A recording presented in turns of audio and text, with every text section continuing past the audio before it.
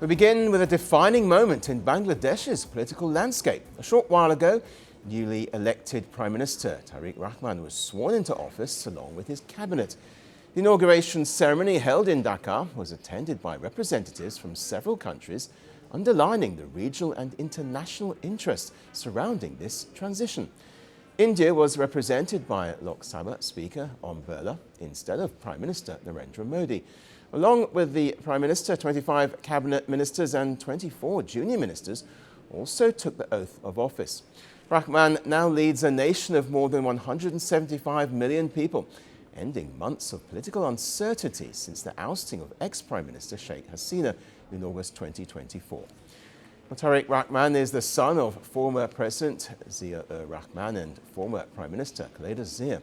His inauguration comes days after the voters handed the Bangladesh Nationalist Party, or BNP, a sweeping election victory. Bangladeshis also voted in favour of what Dhaka calls the July Charter, promising constitutional reforms, including term limits for the Prime Minister and safeguards against one-party dominance in the future. Earlier in the day, all of the 299 newly elected members of Parliament took their oath of office. However, some BNP lawmakers declined to take an additional oath towards implementing the Reform Charter. Because of this, the opposition, led by Jamaat-e-Islami, had earlier threatened to boycott the ceremony. Well, now the BNP, its allies and the opposition have formally constituted the 13th Parliament of the country. Well, this will define Bangladesh's policy direction for the next 5 years. The scale of the victory is significant, not only domestically but regionally. Bangladesh sits at the crossroads of South and Southeast Asia, sharing borders with India and Myanmar, and it plays a critical role in Bay of Bengal security, global garment supply chains and regional connectivity. Prime Minister Rahman's journey to this moment has drawn international attention, given that he spent 17 years outside the country in self-imposed exile until December 2025. Well, yesterday evening, interim leader Muhammad Yunus, who took charge following Sheikh Hasina's ousting, resigned from his position, paving the way for today's democratic transition.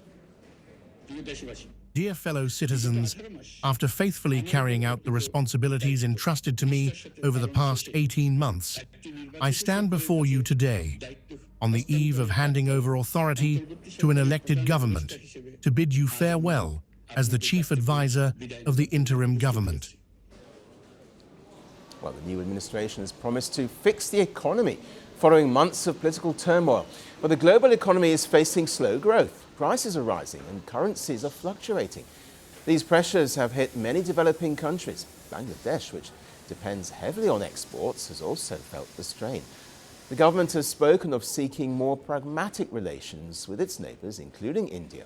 The presence of multiple foreign representatives at the swearing-in ceremony underlines that Bangladesh's political future matters beyond its borders. So the scene in Dhaka is one of celebration, anticipation and intense international interest, because the decisions made by this new government will influence not only Bangladesh's domestic stability, but also the broader regional picture. Well, for more on this, we have with us Zafar Soban, editor of the Counterpoint Weekly. Join us live from Dhaka. Welcome to the programme. Let me ask you first, if I may then, how difficult are the challenges that lie ahead for this new government? Thank you for having me. Make no mistake, this BNP government led by Tarique Rahman is entering office at a difficult time.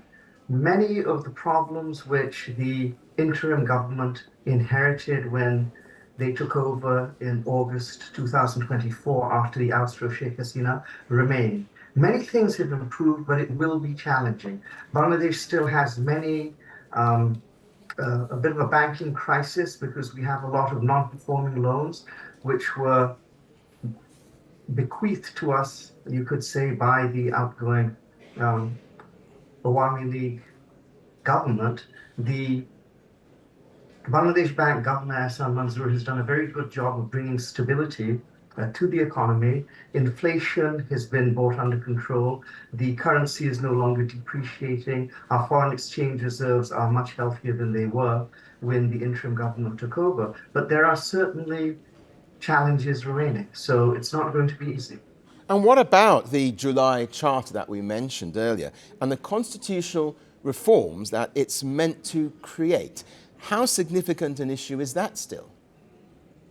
Well, I mean, I think it is an issue in that there's going to be a lot of going back and forth in terms of what elements within the charter and what elements within the referendum, which Bangladesh voted to implement is the mechanism to implement the charter, are going to be put in place by the BNP. My feeling is that the vast majority of the terms in the July Charter are acceptable and agreeable to the BNP, and so they will not provide much of an obstacle there.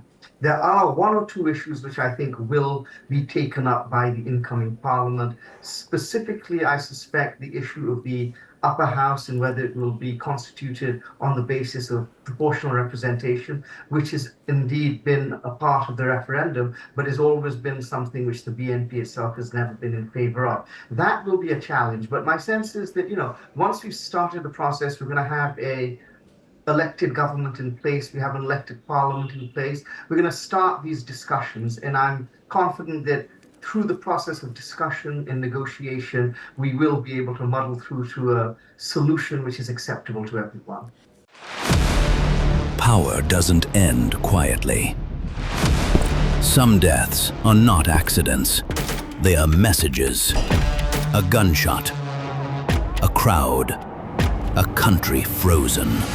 The killer disappears. The questions don't. This is not just about who died. It's about what followed. Governments fell. Armies moved. History rewrote itself.